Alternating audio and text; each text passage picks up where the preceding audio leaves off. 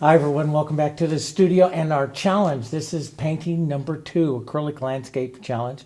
We try to do it somewhere between 90 minutes and 2 hours. Those of you that love the plein air paint like we like to do out here, you try to get a landscape done within 2 hours for that, because of the changing of the light and everything. We can do a little faster, we'll try it. Same type of thing I did on the first challenge. I put up my board here.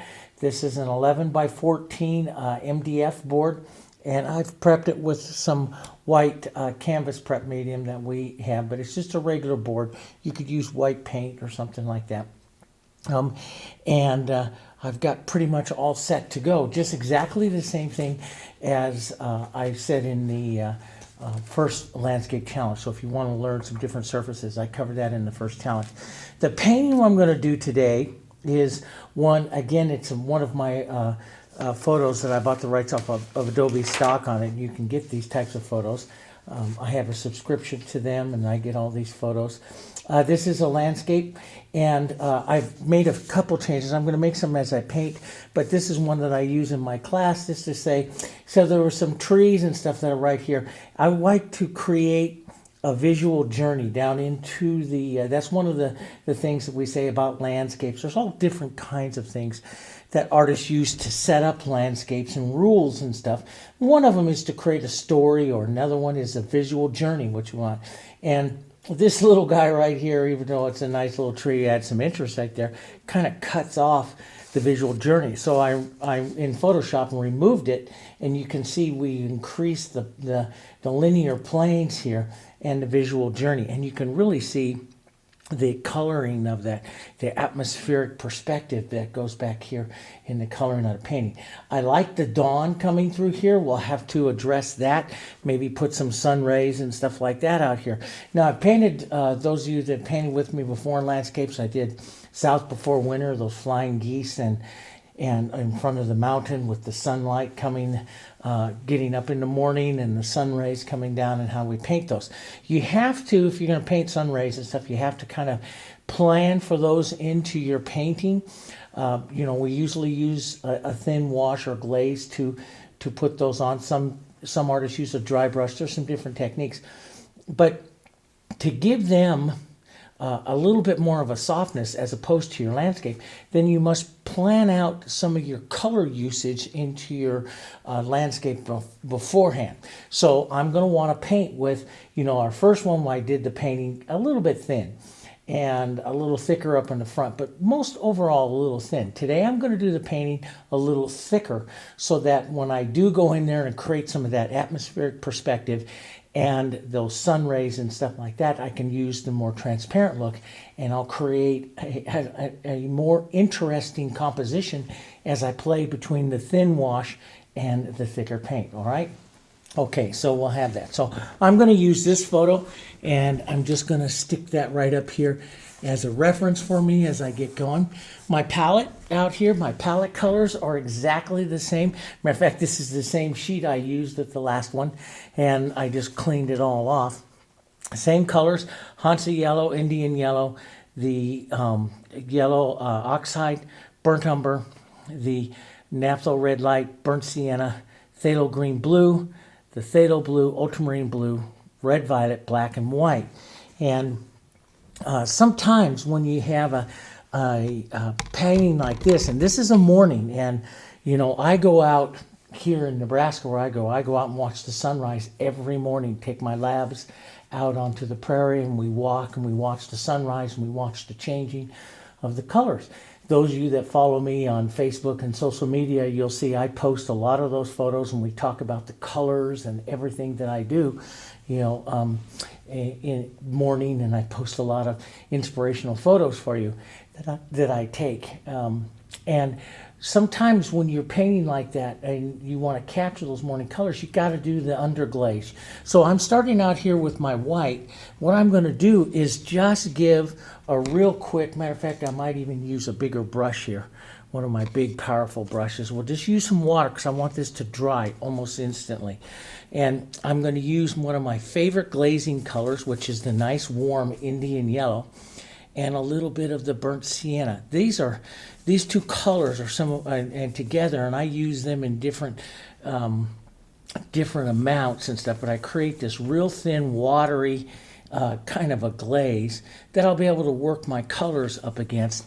And I want to just go right over and pre-tone my canvas or the board here with this. This puts a warm tone underneath.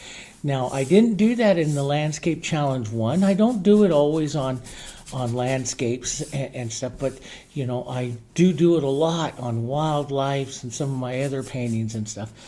And this gives a nice overall warmth to your painting here. We're painting the morning colors, and the morning colors, since the sun is low to the horizon, and here it's sitting, what, about 15 degrees or so up off the horizon. So it's still in the yellow-orange spectrum of the light, of that morning light.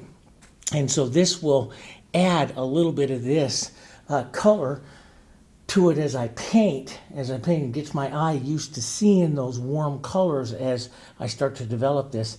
And hopefully it'll keep me on that warmer side. And there's a few cooler colors on here, which is right up front, but this will really help me discern the warmer tones. Okay, so now what I do is I've always tried to find myself a really good kind of a horizontal somewhere right in here. So, you know, when you're dealing with landscapes, and especially if you're going to put up any kind of linear perspective or something like that for get you ultimate depth, I'm going to create a vanishing point, which if this is my visual tracing, I want that vanishing point right back down around in here.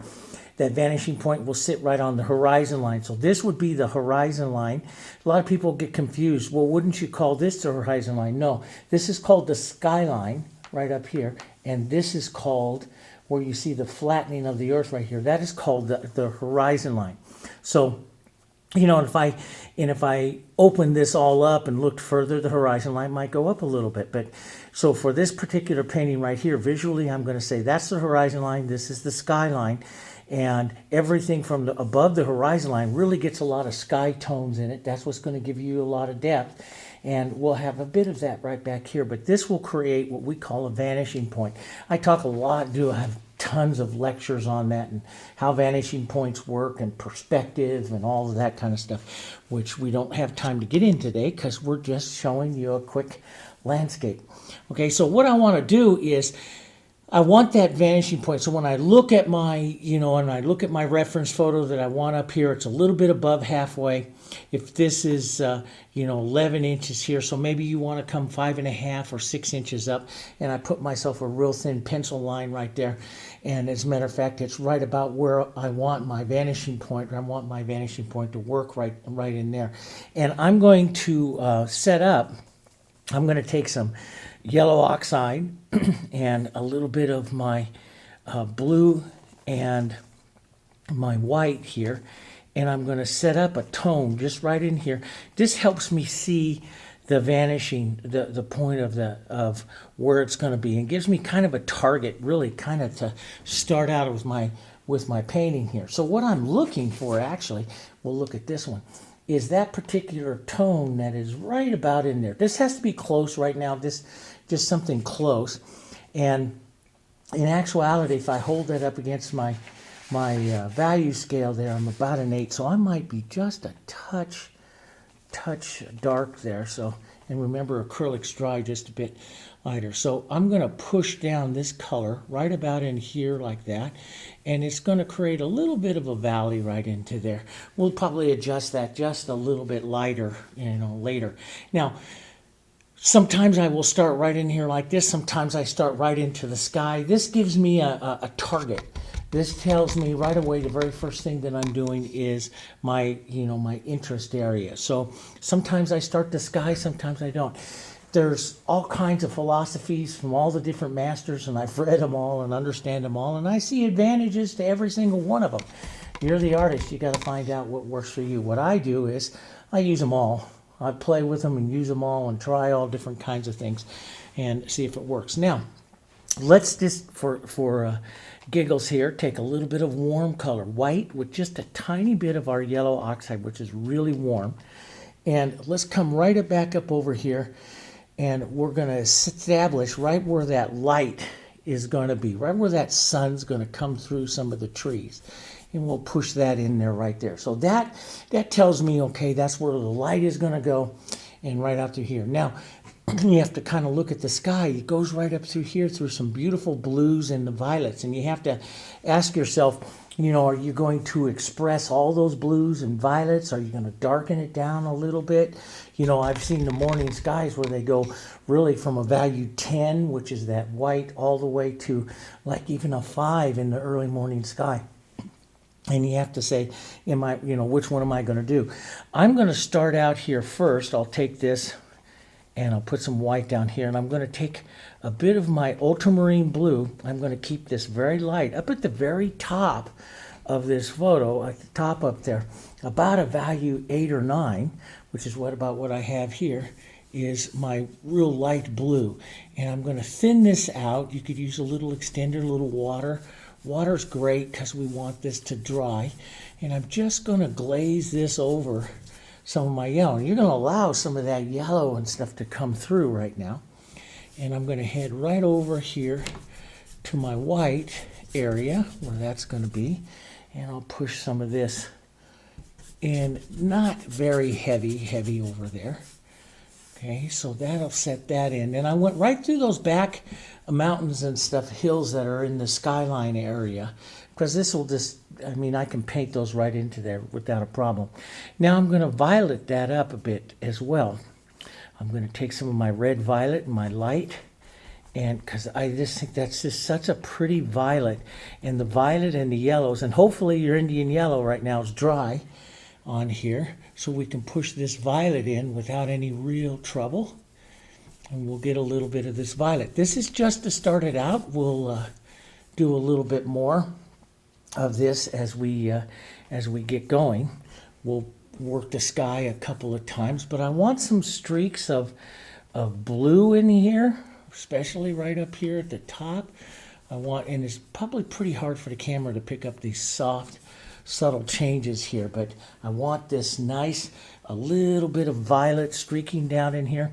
How much you do, that's your own individual, artistic expression here. But boy, in the morning sky, you get these streaks of these colors here. Now let's just come back and reset our lights and our yellows here, right up here.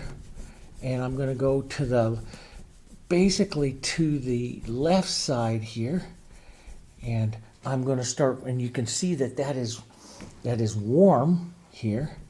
So I'll push this up warm, and I'm just going to walk that across a little and let that die over here, because the sky is very warm by the sun and then gets that cool, I always say in my classes, I always say the warmth of the sun is pushing away the cool of the night. And so you've got, if you're painting a sunrise or a sunset that's coming in, the sunset is the night taking over the warmth of the day, and then the sunrise is this nice warm diminishing down across the sky, and you can make a real pretty kind of sky there. So it stays very, very soft. So you'll see when you look up on this one here, you'll see some of that yellow going through here to the blues, and maybe a little bit of that violet and stuff that comes through there. So as we put in the hills, we'll add some more color to the sky depending on how much contrast and stuff we decide to put in. Let's take some of our phthalo green. Let's go more to a drawing brush and away from that 3/4 inch, and I'll go down to my an 8 or a 10 here, Fusion Flat. And I paint these with a very limited brush when I'm doing real quick type landscapes. That's how I paint them. I'm going to take a little phthalo green, some yellow, some burnt umber. This really tones it down. We want to add the sky color to this as well. And we want to watch our value here.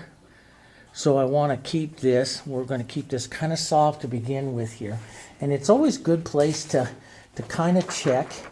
And you'll see here in the hills, when you look at this now into the hills, you'll see violets. Now see, here I am very green, but see the violet that's right into there too.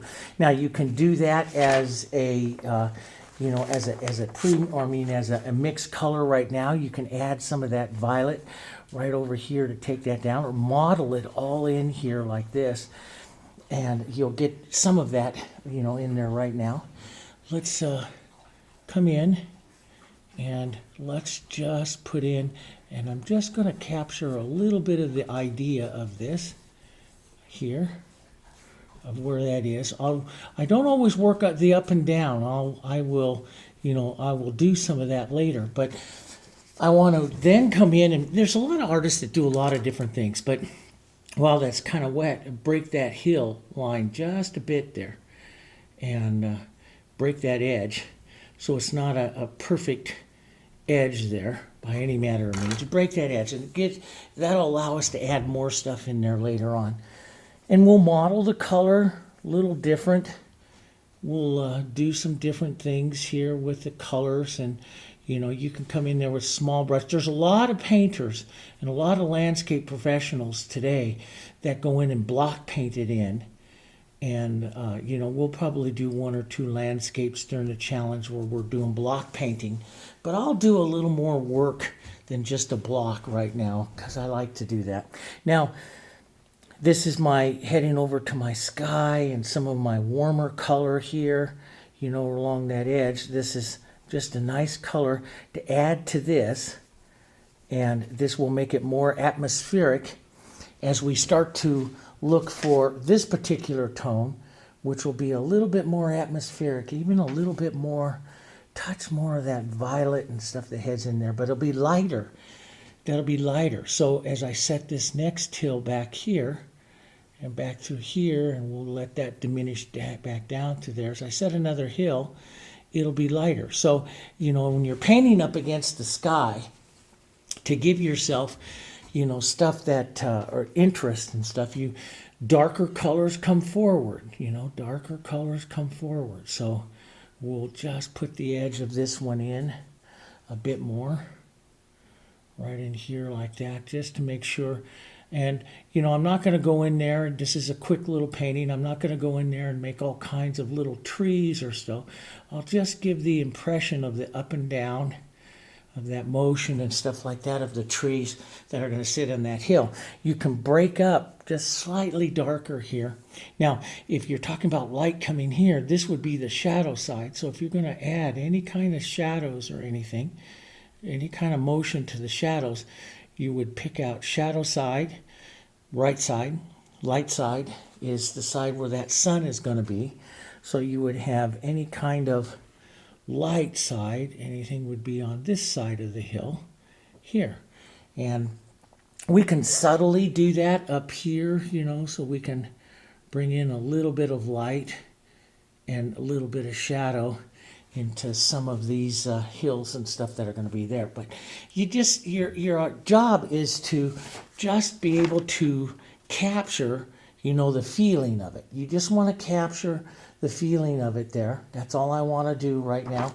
And that's way back there as far as perspective. Now, I want to paint with a lot of stuff. And step back, like I said before in the first camera, there, as I have a big monitor here that's looking at that camera, you're looking at me right now, which is about 8 feet away. And, you know, when you're painting landscapes and stuff, you should always get back and take a look at it, okay? Always do that. And because it gives you a good thing. And I just look at the monitor that's right here. You'll see me look at the monitor there, and then I have a closer up one right here, and so I can see what you're seeing, and I can see what that's seeing. I have lots of little monitors and stuff around here. But what I want to do is get brave with paint. And I showed you this scraper. You know, I do paintings, some entire paintings, right with the scrapers and stuff here as well. I'm going to take just a little bit of this yellow and some of these colors here, and which will be just a bit of the atmospheric bit here. And I'm just going to push a little bit of this color in right now. Something about, you know, blocking in with the scraper really quick. It just gives you a sense of getting a lot of it done, you know. Now, in the heel, so we have this atmospheric part that comes right back down through here. And I'll get rid of just a bit of that texture and stuff, so that just comes right to my atmospheric spot. I'm going to have a slight downward here, because on the photo, it's a slight downward motion to the right side as it's going down into that valley. And I like that because that helps us right with our feeling of taking you on what we call the visual journey of the painting. So I'm going to block in here some of this bit right up through here, and we're going to cover some of that with trees. But I want to grab the angle of that, just a slight angle through there like that. Now that is, when you stroke it a few times, you get it a little bit smooth. So I'll take some colors here and break that up just a bit here, and just pull through again and break that up a bit. I'm looking for the movement of that color through, and that's kind of nice. That's a nice kind of a undertone. And then I'll take my smaller brush here, and what I do is I just manipulate that paint around like this to give me some of that additional movement and stuff that I might want to have here, like that. Okay. Let's atmospheric it just a bit here on this side. So a little blue. Whenever I say atmospheric the color, get that sky color into that.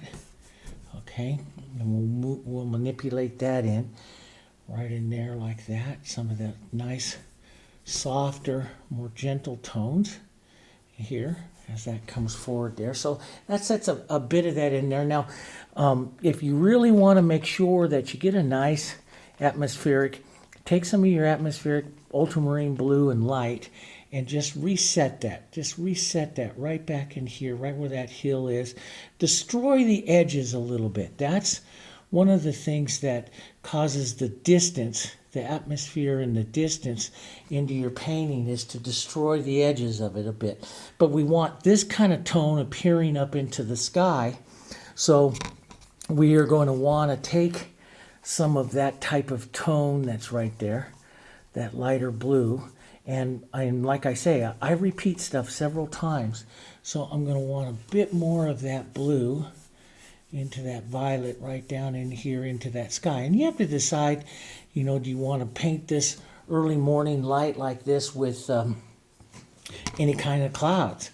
And, I don't always put clouds. I love painting clouds. It's my favorite subject.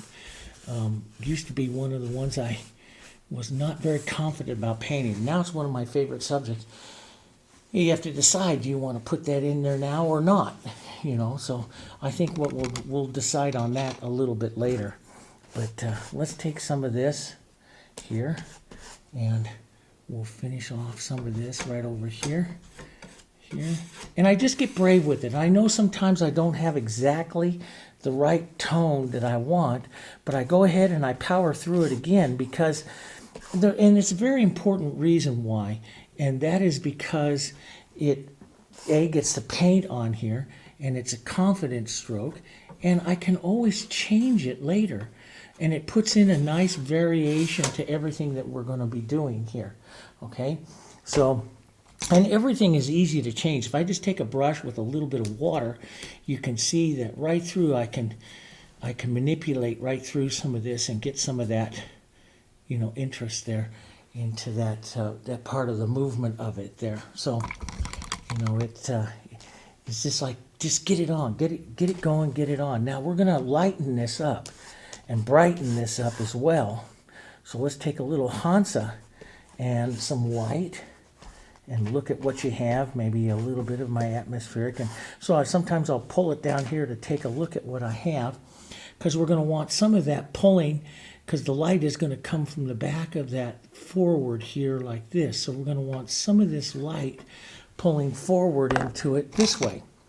Okay, and again, we'll take and soften that back in and grab some of that movement right in here. And I'm going to let some textures and stuff happen here too as I come forward. We'll let some of that happen. This sits down in your first kind of movement within the landscape here. And you can back paint in a little different color here. Set in a few little movements and stuff. But we got a long ways to go. We can do that. Now the front of the painting. Now first let me just take Just in case I have any sky holes or anything coming through, I want some of that warmth to appear over here, just a bit of it to appear over here. Slightly different angle here. And since that's a little light back there, I'll just wipe through and let some of the atmosphere of that sky kind of take over there, right back there like that. Most of that's going to be up into the cool color. Let's get this cool color up in here right now to begin with. Up in the very front of the scene, let me come down here on the palette so you can orient yourself. We'll have some of the warm, but we want this real cool. So we have this light coming through, and then we have this cool. And that cool is going to sit mostly into your, it's going to have a lot of colors into it, like I did the front of the first one. I put a lot of colors into it. We'll have a bit of our greens and blues, and we'll model some of this up. We'll have a bit of violets showing up into this as well. But I'm just going to put down a base of it here first. And I'm going to look at that and say, you know, how close am I up into that? I'll just hold this one right up in there. How close am I in that? I could be a little grayer to that, but having some of that yellow and stuff in there is not so bad. A little bit grayer you can get by adding a warm red or your violets. Gray out the green just a bit more, and we'll streak in some of the other colors. We'll let this is a shadow line here, so we'll let this kind of happen here. Okay, and let me get just a touch of light back up over there, and we'll let some of this light, you can see it falling there, and it falls back down right where these other trees are going to be back over here. So a little more white into it, and then it'll get a heck of a lot more busy as, you know, more colors and more things go on over here. A little burnt umber, a little burnt sienna, a little bit of green. We'll get it more busy. Of course, this will take many layers. Remember on the front of the last one, we try to paint fast and we get the layers. You don't try to just to make one color and do it. Unless you're block painting, then we try to... we'll try to do something like that. But let's destroy some of this edge here with just a paper towel. Run that through. Now, if your paint's kind of dried up, you just add a little bit of water to your paper towel, and you'll be able to destroy that edge pretty easy there like that. Destroy the edge. So you set up. So basically, when you look at this, you're setting up the warms and the cools where they are, and the lights and stuff. We don't have any of the pretty trees. We don't have all the color and stuff in there. But we have ourselves a pretty good, what I like to call a tonal map. And, you know, you look at it compared to the photo. Now, I don't copy the photo, but I look at it as, am I getting some nice lights in there? Am I getting what I want to get? And then I can adjust it from there, okay? So if we're painting atmospheric, now let's say, for example, let me just show you something here. Let me clean this out real quick here. Some of the color on my brush. Let's say that this hill, and that's just good, that's nice and dry there. Let's say that that hill back there is just a little lighter than, or a little darker than what you think it should be. Take some of your atmospheric color. Now in that, right there, since it's getting close to the sun, it's going to have some of that yellow. Lighten it up, or even just if you have some of that wet sky color, something close to it. I don't ever say use the same color. I always like to mix colors again and again and again. That gives your landscapes more interest. But I'll use this light color, and I'll just lightly glaze over that, just like that. This is why I like acrylics. And it just makes it, and see how it just pushes that hill back. If I want to push this hill back a little bit more, I make it slightly more atmospheric, just like that. And I push that back hill back a little bit more.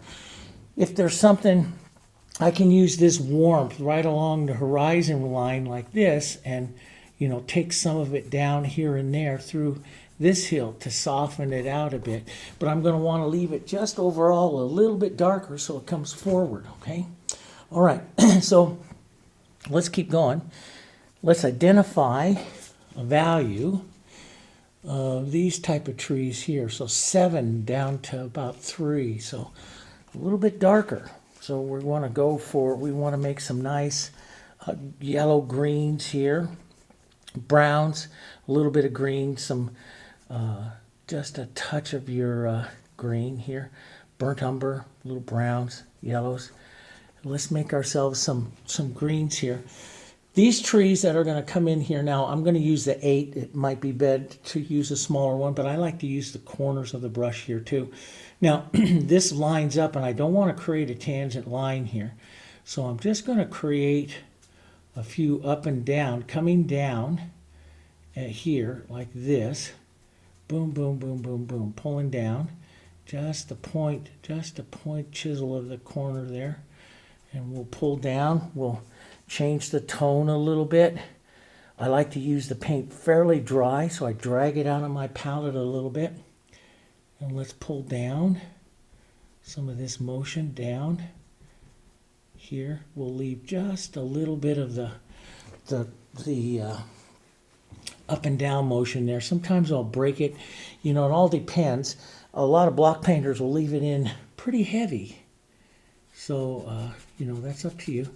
We'll carry some of this around. Now, block painters will also do this. They won't always do it. They'll do some horizontals in there also. Not all just verticals. You want to get, you always, when you're painting, want to get some horizontals in there as well. Let's get a little bit different color here. Just a bit different. And maybe a bit darker, and set some. And we'll refine these a bit more with some lights and darks. But let's just set some of those. I like some variation to that. And let's just finish these off this side, even though this is going to be covered up here by some other things. We'll just go ahead and finish these. So little trees, slight little variation to them there, coming in on that side.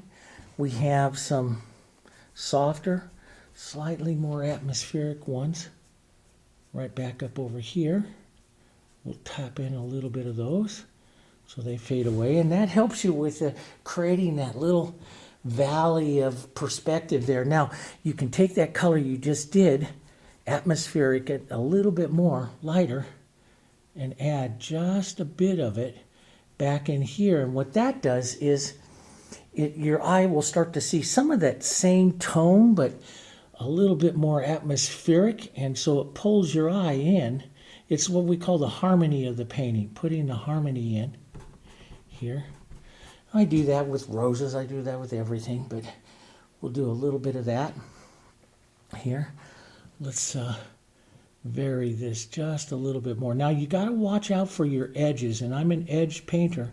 We don't want to get too defined on our edges. We want to leave those.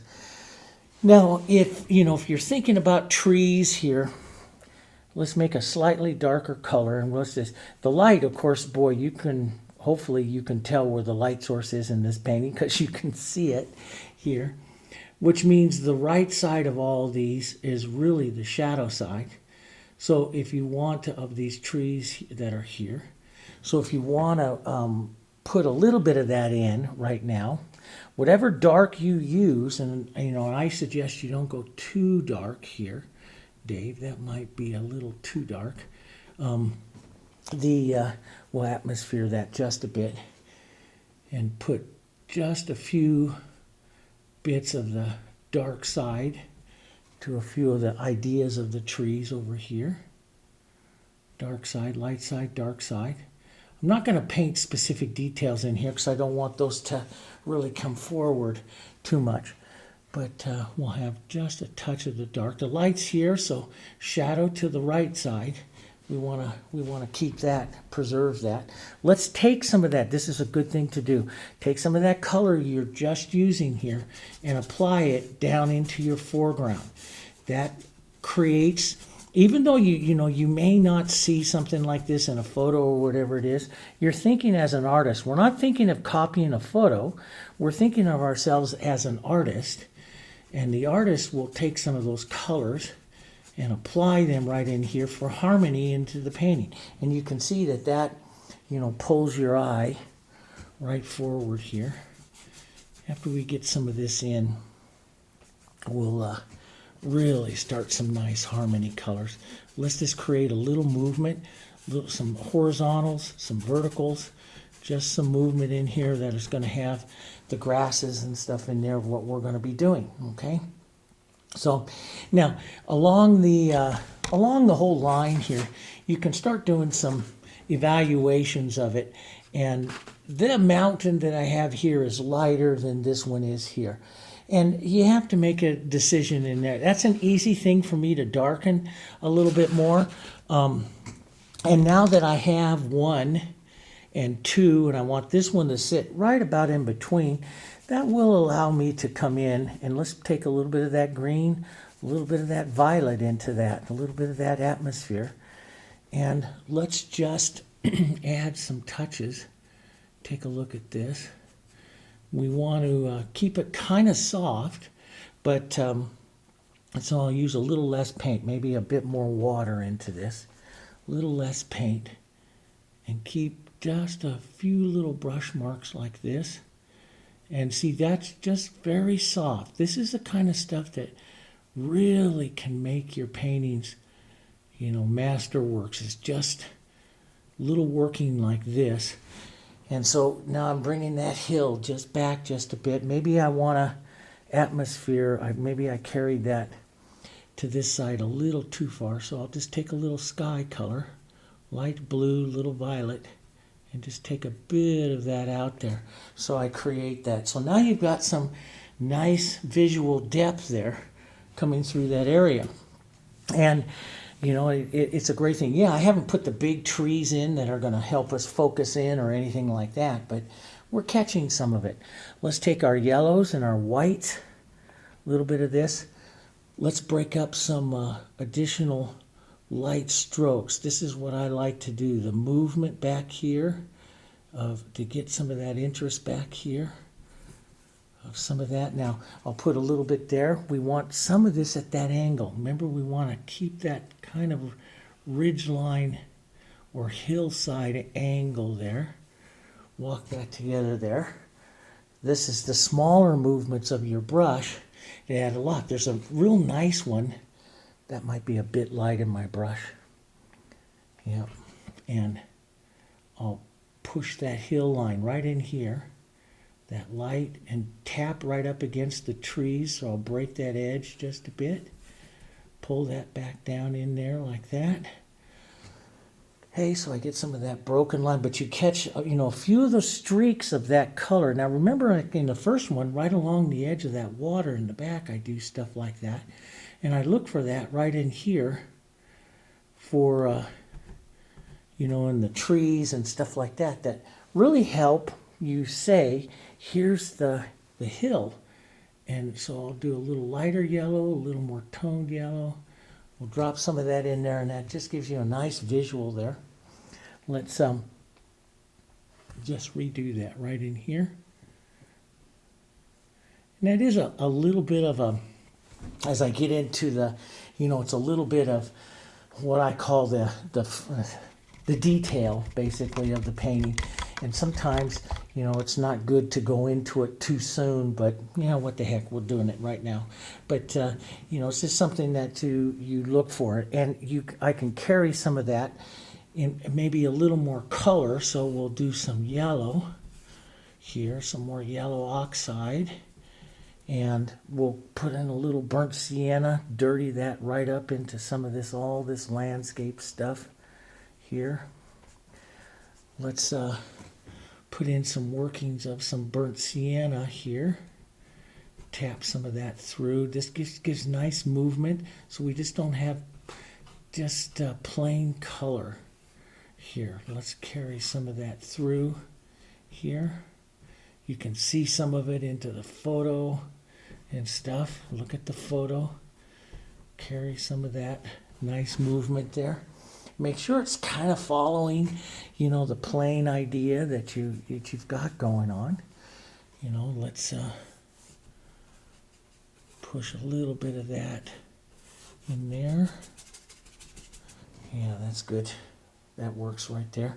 Let's let's get brave here for a bit. Let's first put on the undertone of this tree over here, which is more burnt sienna, some of that green. Let's get that right in here. Some of that right up in here. carry that. See, I stumble, I move, I push, I drag. I'm creating movement. That's all I am, is creating the movement. Trying not to overblend it to one color. I like the movement of the ground and stuff like that to come through there as well. Let's go into a touch of the yellow into that. Here, we'll come up just a little bit lighter. Some of that will block in. Now, like with anything, like when I painted the trees on the first one, I tend to visualize the tree as the back, the shadow, and the front. And of course, you'll have the trunk that you have to get in there as well. So, but I'm going to keep this back more of a real soft kind of yellowy green here, warm on this side. And so I'm going to imagine here as I go to do this. Now the dark is what will really show, but this allows you a little bit of working room here. I'm just going to use the chisel. Now I should be using a little smaller brush, and you could use a little bristle like I said before. Generally, like when I'm plein air painting and when I'm painting quick landscapes, I tend to really, I don't use a lot of brushes. That's just me. I don't use a lot of brushes. I tend to use stuff that is quick and brushes that I'm very, very comfortable with. I'll step back here and I'm very comfortable with it because I draw with it. I'm sketching with the corners and the flat and the chisel of the brush. Here, I'll darken that down. So put the edge of this little tree there. We'll take some of this dark and we'll touch some of that. Now I may have to get a smaller brush for that to do some of that. It all depends.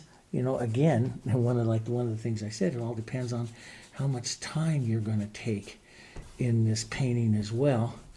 I like the grass movements though that you get in there. Okay, so we'll stop on that one for just a second. Let's go to a little bit smaller. Now, a lot of beautiful landscape painters that I follow today. This is a 6. I'm going to go to a little 4. I have my little bristles. I love to paint with my little bristles. I have smaller fusions here. And then there's also one artist that I follow a lot. He paints beautiful pine trees with a filbert synthetic. And that's really nice too. It's not quite as stiff as a bristle, and it's not quite as soft as a fusion. It's a nice brush. I'm going to take some burnt umber and then some of my green and a little bit of my yellow here. Let's just drop in some of these, the ideas of this tree. I'm going to use this smaller one here. I want to come in right about like this, and let's just drop in what would be its trunk right there, okay? And I'll use here. Now, sometimes I do this, which I like as well, is I come in, I encroach onto it, and I use and I push the edges of it like this. So the thing is to make some differences here. Make different, I kind of tap it and turn it around. There's people that use, the fan brushes and all that kind of stuff, but I like to paint them. And so I get a lot of variation to it. And some of these, as you gently come out, you'll pull down slightly right like here. So that makes the tree. Sometimes I'll block paint them in a little bit more here. That paint's just a bit dry.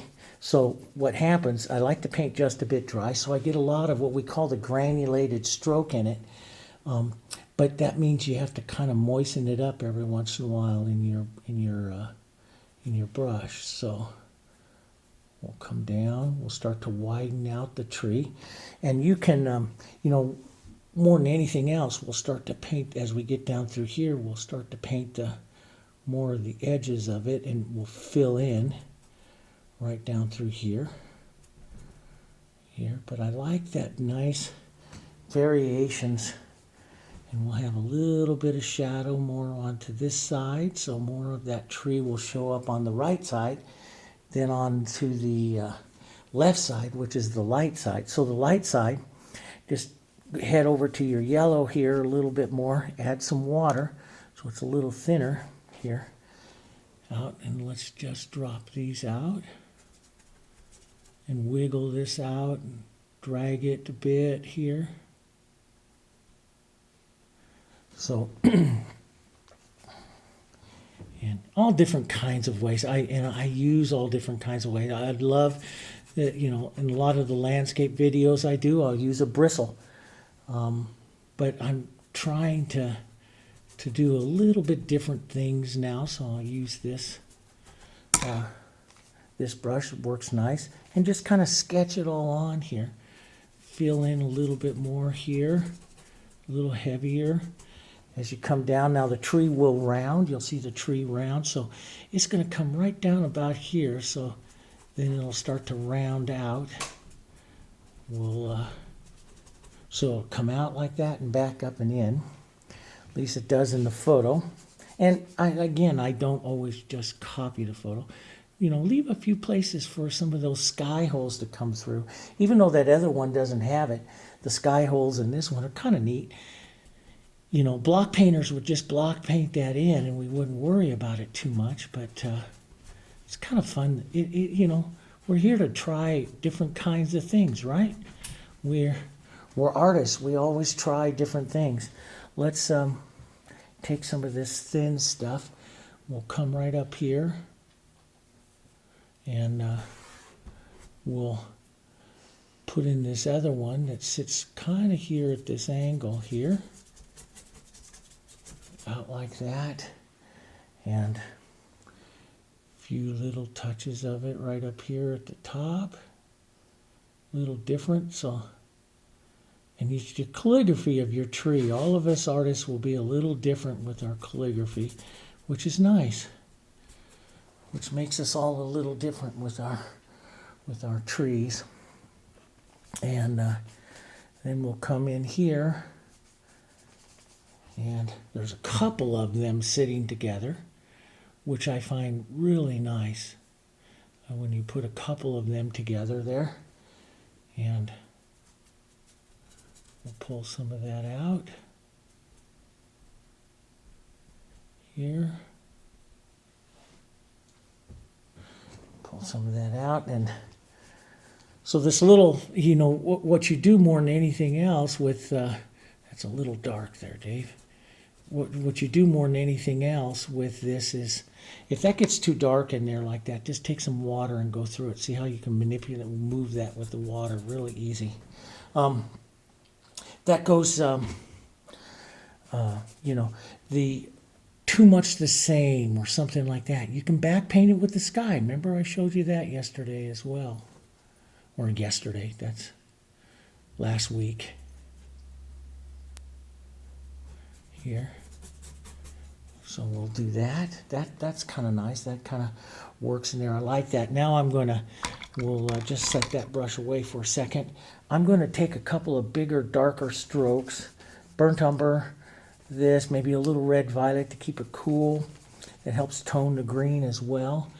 Let's darken down through some of the shadow side of these. And bigger marks like that, see, give a little bit of power, which I like here, there like that, okay, and let's push some of that bigger marked power right down in here. There will be a light side. We will tap on a few lights, you know, through there. But you see, now you have to decide, you know, there's an extra set of little trees right there. You know, do you want to put those in? It's kind of nice. You know, one of the things, and I'll thin this out here first, but one of the things to have something like that in there, just like this side that's over here, I've gone back to my little filbert here for a second. Might even do a little more detail on these guys here. But by putting something like that in here, let's just come in right here. What that does is that puts a little what we call linear perspective. So if I develop this really as kind of small trees here, to what you see up in the front. Not as, I mean, just you get the linear depth perspective to it. So, you know, artists will put in trees into different positions, really a lot of times because it's interesting, but the majority of the time is to get that linear perspective or the depth perspective to their painting. And then we'll come back and if we shoot in a little bit of that light ground, yellow and white right in there, like that, and pull down at that angle right like that, leave a little bit of that dirty green in our brush. So you can back paint into the tree here as well. But let's put a little bit of that. Let's get the lighter and a little bit of the, if we're thinking about sunrise, think about the sun moving across this plane here. So you would take a nice light, bright stroke right through there like that. As the sun is coming right between these trees here. Right down like that, see? And hitting right in there. Maybe a little bit more than what the photo shows. I'll over, you know, I accentuate it just a little bit more. Maybe it hits just a bit right like that down this side. I get a little bit of that nice valley movement there. We'll use some yellows here and just kind of break this up. I like to hold the brush flat and drag it like that as it's coming up here into the shadows there. Bit of that greenish kind of color right in there. Breaks that up a bit, but I really like the idea of, I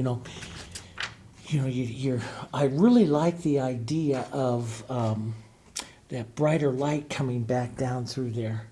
I like that. I'm going to fix the back of this tree just a bit there and put a bit of that, more of that light and a bit of that Hansa and light. Let's get a little braver. Use our brush and just pull that line here. Give that nice angular line there. That sets just a bit more of that plane, slightly angled. There's some interest coming through it, but the light moving through. Get rid of that. Don't need that. Let's pull just a bit at this angle. So we're creating that little bit of the valley there. There's that through that line. Going back, becoming just a touch more atmospheric perspective in there. So you see that depth going in there like that. Let's take some of this cool. Okay, so we have the light cool can be any of your greens, burnt umbers, violets. That makes all of these really cool colors.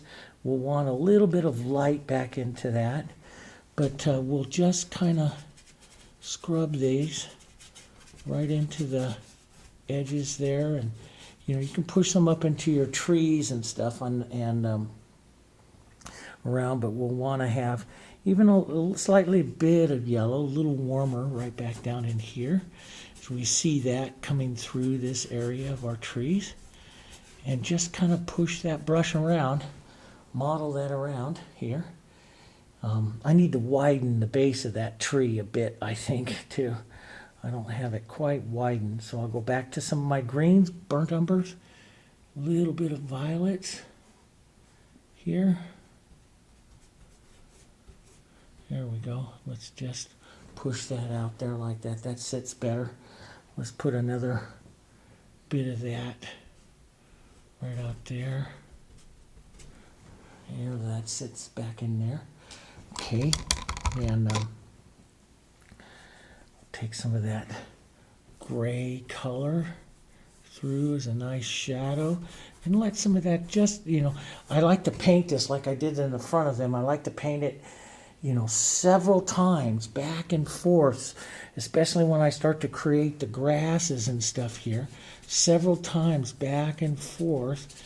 So I create all the different kinds of layers of color and movement. And this is why I like the acrylics, because this is dry up here. So now I'm coming through again, and I'm adding some of this, this extra movement and stuff that you see there. See, I'm adding some of that stuff, but it's not blending out on me. And that's why I like the acrylics. I'm not a blender, I'm a tone painter. So I'll take this tone and I'll work this through here and get some of that nice color and interest and stuff up there like that. And boy, you know, this yellow is really kind of making that violet kind of come out there in that morning like that. That's nice. Little touches, and sometimes I see them, I want to just put a little bit of that shadow back there. That might be just a touch dark. So I'll just run a little bit of light. But see, I'll run several colors.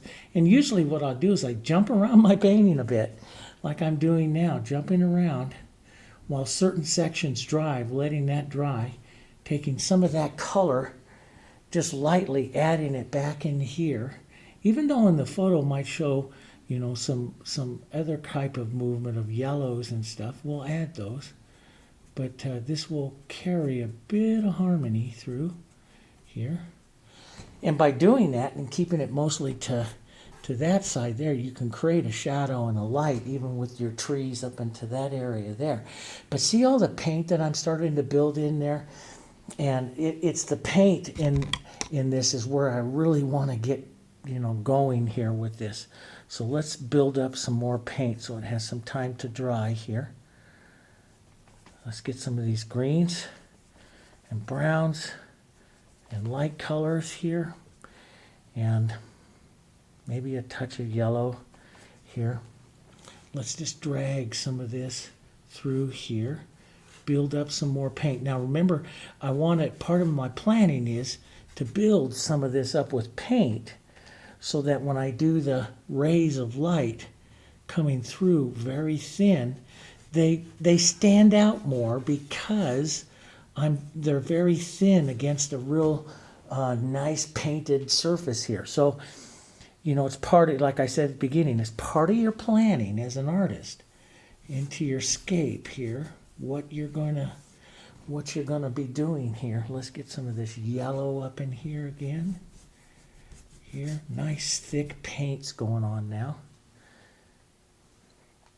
Really get it thick and stuff, and carry some of this through here. There we go. Like that. I'm gonna get myself a fresh paper towel. And sometimes I'll you know, if I'm doing real thick paintings, I'll manipulate my palette knife. This is a Liquitex number 5 knife. I really like the knife, this one, because it's got a nice point on it.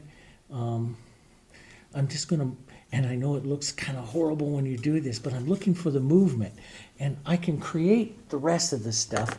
I'm just looking for the movement that I want to create in there, and get brave with it. That's the whole thing, you know. For myself, for the longest time, I was just not that brave about using color and a paint more than anything else. And I remember reading one of the masters always said, you know, that you can always tell a young artist because they don't use enough paint, you know.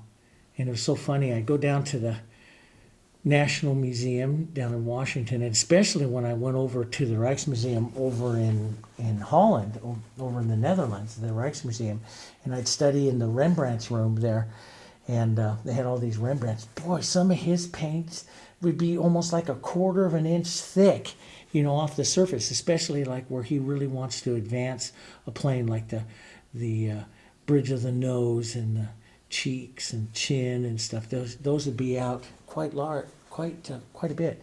So now what I'm doing is, see, I'm just taking a little light yellow and just dragging. This is why I like that fusion, dragging across that real thick paint there, and this creates some of the look of your grasses here, and I'm dragging it to where that ferrule is right against the edge of the brush. You know, some people do it with the knife, and sometimes I do that with the scraper and stuff. But see, that creates this illusion of grasses and movements in there, which is what I want. This is a, you know, more of a representational artist way of doing it, instead of going in there with a small brush and working all kinds of, you know, little thin lines and stuff, you know, with a liner brush or something, you know. I don't do that. Let's carry just a bit of that through there. That's kind of nice. And so that's kind of a real nice tone here. Carry some of that through. And I'll change the position of my brush so I don't paint for too long with one way without changing my brush up, holding it different. Look at all the different ways I hold my brush and push it. What you're trying not to do, which is very important, what you're trying not to do is to create a repetitive stroke. And remember that. Okay, the one thing that'll kill a landscape painter faster than anything else is the repetitive stroke, always painting it exactly the same. Okay, so you've got to remember that. Now, and change that. So, you know, what makes landscapes beautiful and interesting is their lack of repetitive strokes. Okay, the lack of them. So we try to put a lot of stuff. Now, let's lighten that up just a bit more, maybe a bit of yellow. Let's do some smaller little verticals. I got a lot of horizontals in there and angled strokes. Let's get a few more little verticals. And again, you could go through this with a little bristle. You know, one that I showed in the first one, where it is right here. This one is fantastic for doing that kind of stuff, is I'll come in here and just create some nice, and it does create, see the little look of grasses and stuff, pretty easy. And you can pull some up. And the nice thing about it is the brush is not, it doesn't do a repetitive stroke, so I've got different things and different, you know, different cuts in the brush. I physically cut out some of the hairs, the bristles, so that they didn't act the same. I mean, so that the brush, it can't really, you just roll it around and do things and push it and stuff. It doesn't do repetitive strokes. And it gets it back pretty quick here.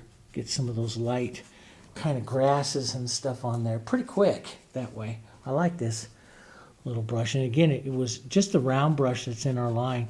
And I took it out there with a hammer on a brick and I flattened the ferrule out. And you can, the more you hammer it, the larger the kind of filbert little one you have here. So I hammered it out and then took it from there and used a bit of small scissors and cut some parts of it out. One of the things I'm going to do in my new class that I started up, the Art of Seeing, is I'm going to show how to make a bunch of different tools. So I took a couple of courses with a master brush maker and showed me all different kinds of ways. And artists of old always made their own kinds of brushes, you know, so yeah, it's really kind of fun to try it. So we'll push some of this in. Now, and you can see it's getting kind of a nice look to it, of the warm and the cool especially. And, you know, I really want to drive the viewer's eye in right into that center right there where that light's going to come through here. So, and we're not doing too bad on time. We're just about an hour into the painting here. That's not too bad. An hour after all the initial talking and stuff. So that's not too bad for an hour in there. There's a few little wonky things up here with the pine tree that I went ahead and left it, and I'll show you how we fix those. But let's get a little more color. I'm looking through that light here, coming through. Here we'll push, and I just love those kinds of brush strokes like that. Now I'll take some of that out of my brush, and I'll come back with just a little water to soften some of that movement to where I want that to be. But I'm going to leave some of this granulation and watch it as it dries down. Sometimes it dries down and it's fine, you know, but I want to leave a little bit of that granulation there. See how much interest that is? Just a ton of interest. Let's put a little bit more right here by that tree. Careful little stroke right up behind the edge of this tree. Right in there like that, pulling down. See, that just gives you a nice idea of light passage, even a little bit more than what the photo does. which, you know, we don't use the photo to copy it, right? We use it for an idea, and then you're the artist. You got to tell a story here. We've got to, you know, we've got to expand our story a little bit. Pull this and lift it off. Let that light fade away here. As it's coming out some of this way. There, like that. Get some of those nice streaks. Might be nice to have a light streak. The angle right in there, pulling right into those trees. Right there, right down our little valley there we're making. Right like that. See that nice light warm. Now, I'm lighter and not quite as a deep a yellow, you know, as this, but this photo, those of you that, you know, painted the first one with me, you know, I showed you a photo that I painted off in my Photoshop and one that I did in my Windows 10, and Windows 10 was a lot lighter. I printed this off in Photoshop this time. So, yeah, you could have it lighter, and I like it. But you're the artist anyway. You can do whatever you like. I'm just going to drag a little bit of that, maybe into a few little verticals as I come forward here. So I take that up, but I do want to leave that nice light and dark. And look for some different yellows. You know, you have that Indian yellow. You can add a little bit of that to some of this yellow oxide. Beautiful. Look at that beautiful tone. That's just a nice golden tone. Add a bit of that coming forward here, just right out of that light, just a bit. That's beautiful. As a matter of fact, that tone really matches what's going on with the tone in that, you know, in that painting there with that little bit of Indian yellow. That's a magical. It just takes a little bit of that Indian yellow, and a little bit of that yellow oxide there. Work that through. Maybe just a bit here. Working through. That's nice. Pick up, and you can. Let's take that.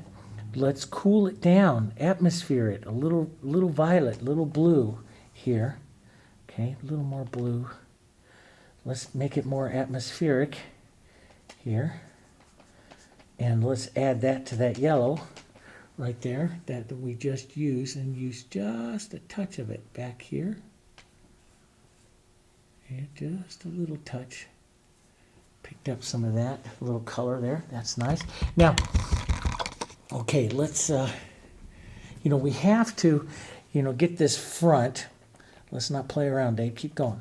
Keep going, keep going. We have to get this front up to right about where we want it, and it's going to be a contrast thing. You know, how much, right now I have that pine tree, and a lot of that contrast is pulling here. If I start adding a lot more dark here, I'll show you. If I start adding a lot of this dark up here, I'm going to pull your eye here. Question is, do I want to pull your eye right into here? Which is kind of where I want to do. I kind of want to pull you guys right into that area. That's a little bit too perfect of a thing. So I'll add just a little bit of this. I'll be watching this up against my pine tree there as to how much. But, you know, the photo shows more, you know, more workings of some shadows right up through here. And that's up to you, but I don't want to do a tremendous amount more. I'm going to put some of this on, and then we put some of the light back. We take it back here, we lighten it up, maybe a little bit of yellow, change it up just a bit, model your colors, come back through, maybe a few verticals into that.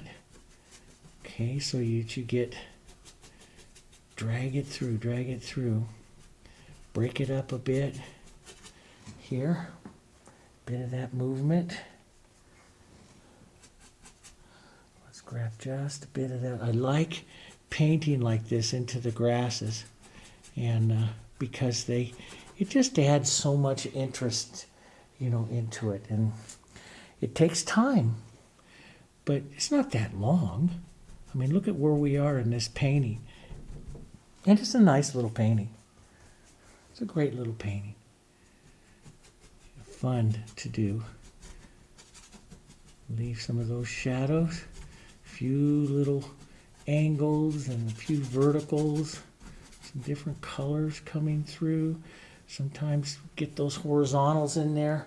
You know, I do like what happens when I take this fusion and I drag it like that. I like what happens to the grass is dragging it. And grab a little yellow, some light into that. I do like that type of look, you know, into painting. You can, you know, put on lights and then take out with the darks. But see, I like that kind of look. And it's up to you, though. You're the artist, right? I use all different kinds of ways. A little bristle dragging will do one thing. But boy, I just love painting with these fusions. You know, and I control the pressure of that head by where my hand is on the brush. And that's one reason why when I'm painting like this, I like the longer handled ones, which keeps that tip so much softer.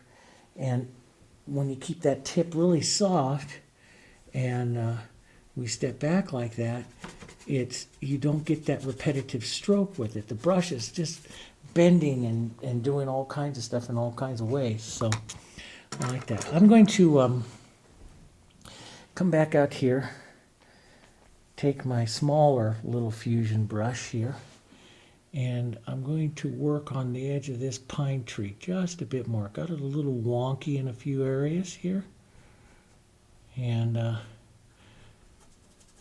want to widen out some of that base of that a bit. And then I'm going to come back and let's put out just a bit more of a, this is my center of interest. I'll put a little more interest up into that, up into the point of that tree there. Maybe a little softer, a little bit more of a shadow right into some of this one. Not quite as much. Those are coming together. There, a little more interest. A little light coming through this one. Some of the dark will make that light coming through lighter, looking lighter. And then I will physically take, now our light up there is the white. We had just a bit of yellow in it. Remember, we put just a bit of yellow in it. You can change it up with some blues and stuff like that as well. But just a bit of yellow in it. And I'm going to negative paint back up some of the wonky little edges here. And, you know, especially around the center of interest of a tree where I really want to get fractured, light, shimmering edges, this is something that I do. And it's actually a Dutch technique that they do. They call it the luminosity edges and the luminescent edges of the tree, which is kind of fun. Here, now let's increase that yellow. Increase that yellow, a little bit of that Indian yellow too into that. Hansa yellow, Indian yellow. We'll take it right down to here. Let's build that right through this area here, our real warmth here. Right in where we're going to have that light coming through here.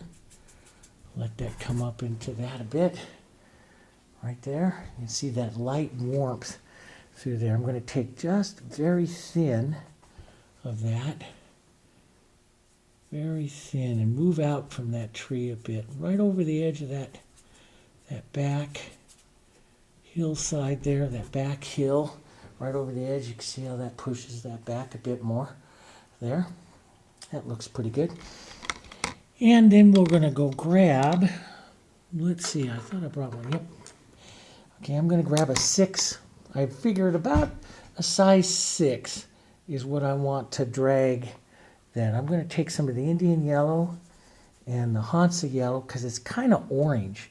Matter of fact, you can even add just a tiniest bit of that naphtha red light to that. Let's add some light. Let's use a little extender. Sometimes I do it extender, sometimes water. I like the sliding of the extender here, but I want this really thin. And it's best when you're doing light rays. Now, I've watched artists do light rays with big brushes and dry paint, and they're beautiful. I've watched them do light rays with very thin applications. I'm going to pull the main one, the long one, that's going to come almost all the way off, right off here like this, right on down here like that, and almost all the way off. There we go. Take a deep breath. You got that one done. Let's pull this one down at a slight angle and let it diminish down. So as I'm pulling down, I'll slide sometimes right to the chisel till you get a little bit of a point of it coming down. We'll continue on, widening it out, lift off. Shorter ones, lift off here. Build this off here. Glaze that just a bit. That's nice. Now you'll see, if you get this, you might get some red or oranges around the edges and stuff. That's pretty, and you can do that. We'll just pull this out a bit. A little bit of this coming over the tree, through that edge of the tree. There, like that. That's what helped to make that light. But now if you look at that, you can hold this one up to it. You can see the kind of oranges kind of color that's around there on the sides of it as well. So if you want to add a little bit of that, go back into your reds here. And your red and your Hansa is just, and that Indian yellow, just such a pretty kind of an orangish kind of color here. And you don't have to do the whole thing. You can come right out through here. Let's get just a little bit more of that orange. And push just a bit of that through.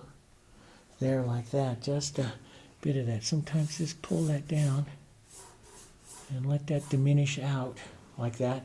And it's always good, take some of your light. Let's go back up to our white, and let's push our light back up through that point here again.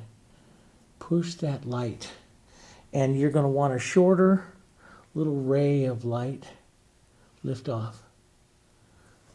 Shorter little ray of light. And boy, make sure your hand's kind of clean. That might require a new paper towel. Here, I'll lift off just a bit.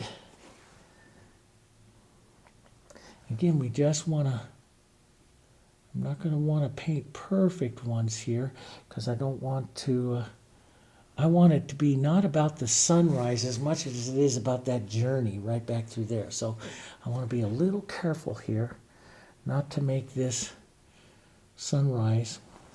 But you can make beautiful ones like this. Like when I did the South Before Winter, and I did the sun rays coming through and hitting the mountain and doing all that stuff.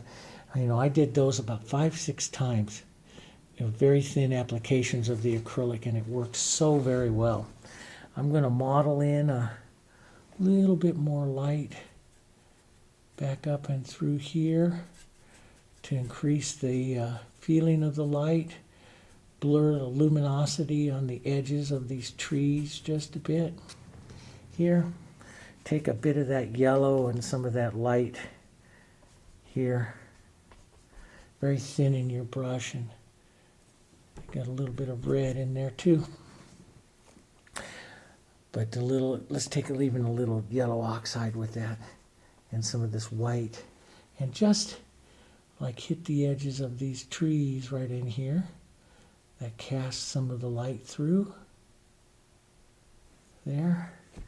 Maybe define those trees back up again a little bit right through that light. You can make it almost like a little ghosty bit of the tree coming through there, see?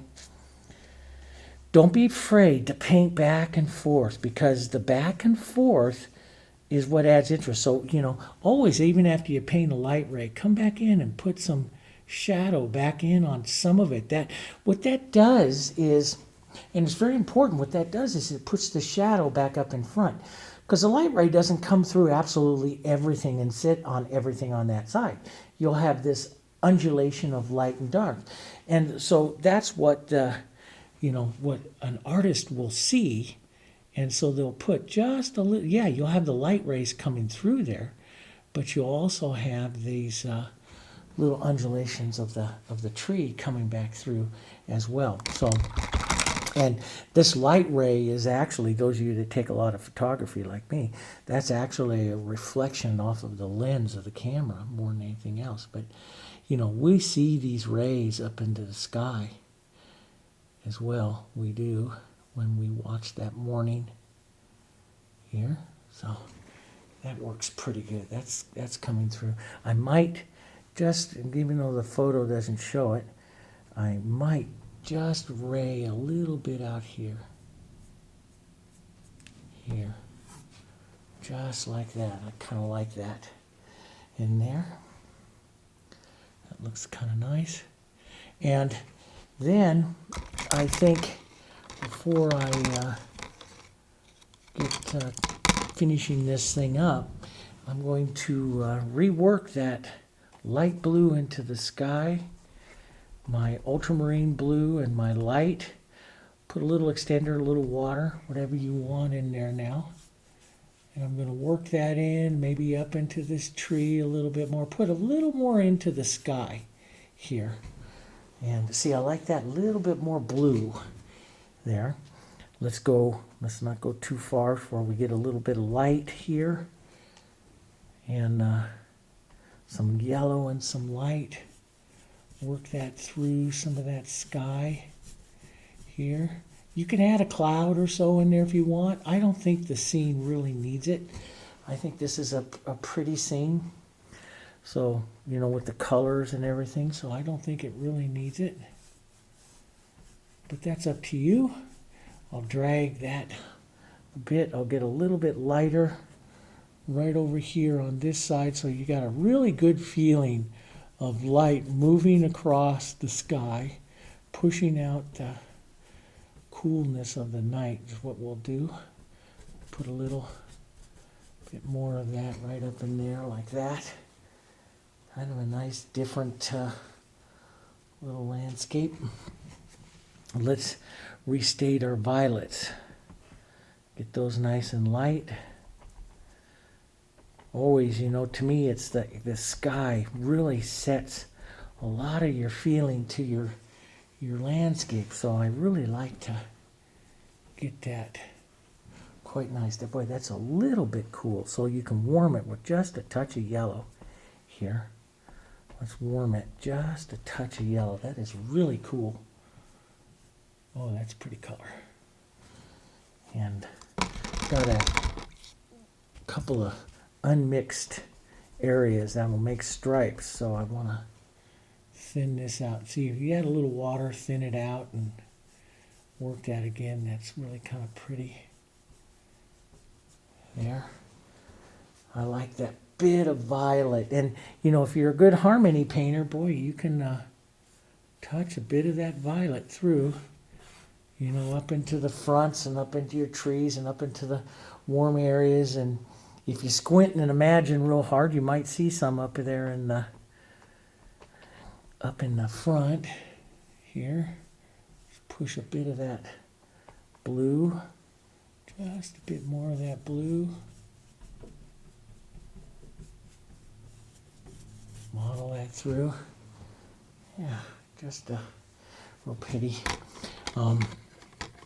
bit. I think I will take a smaller brush, and now that I got a bunch of them out here, I get lost. So I'll take a smaller brush here, and some of this violet, not quite as light, but some of this violet, a little bit of yellow and blue in it here.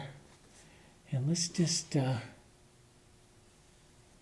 use it in a couple of areas here, carrying that through. That's the beauty, that's the harmony that an artist will look for. See, that's kind of pretty. It carries that right on down, back up over to that side there. So that's kind of some of the stuff, especially towards the end of the painting, that I start to look for some of that harmony of where I can, you know, the violets look good coming out of the shadows, right down into the warmth and stuff areas of the painting.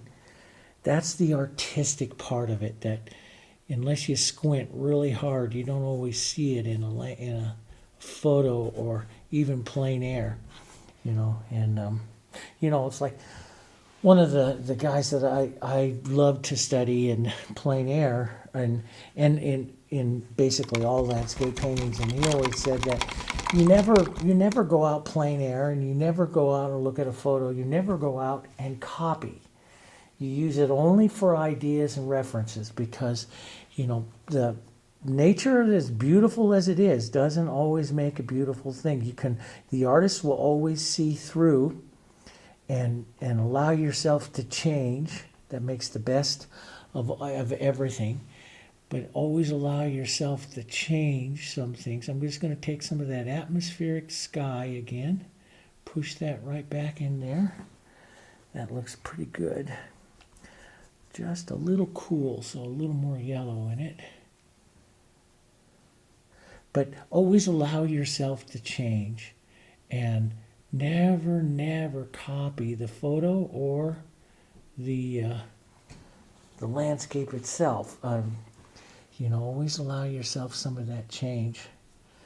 And it's because you will read things like I'll put in that violet there, so I'll read that into the painting. Here we go.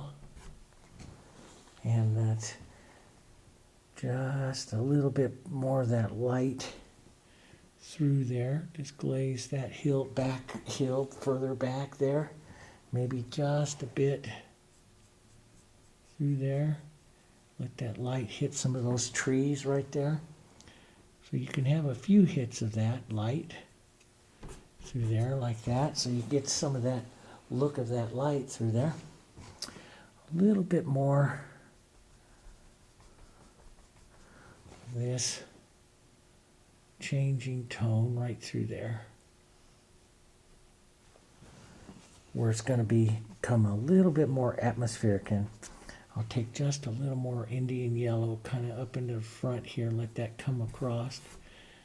Sometimes I leave more of a streak, and sometimes very soft, so that really kind of puts that back in there. And so I'm actually accentuating it a little more than what you actually see. You don't really, you see it. If you look back there, okay, you see it there. I'm accentuating it just a little bit more because it's a painting. And that's what we do with the painting. Now you could take a little bit more, put some more grasses and stuff up here into the front.